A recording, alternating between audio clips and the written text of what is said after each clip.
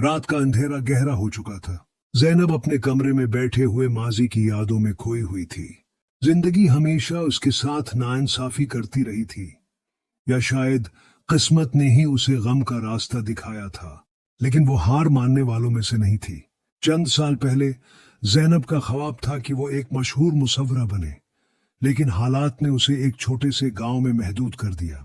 उसकी शादी कम उम्री में कर दी गई और जिंदगी घरेलू जिम्मेदारियों तक महदूद हो गई। जैनब ने अपने ख्वाब दिल में दफन कर दिए, लेकिन वो कभी बुझ न सके। एक दिन गांव में एक मशहूर आर्ट गैलरी के मालिक फराज अहमद का गुजर हुआ। इनकी नजर जैनब के घर के बाहर लटके हुए एक पेंटिंग पर पड़ी। वो हैरान रह गए कि किसी छोटे गांव में इतना बड़ा हुनर मौजूद है।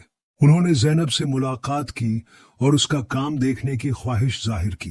जैनब को यकीन नहीं आ रहा था कि उसकी मेहनत को आखिरकार पहचान मिलने वाली है।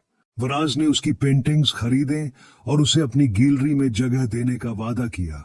कुछ ही महीनों में जैनब का काम शहर भर में मशहूर हो गया। जैनब की कहानी इस बात की मिसाल बन गई कि किस्मत का मोड़ किसी भी वक्त आ सकता है। वो हम ये है कि अपने ख्वाबों पर यकीन रखा जाए और मेहनत जारी रखी जाए।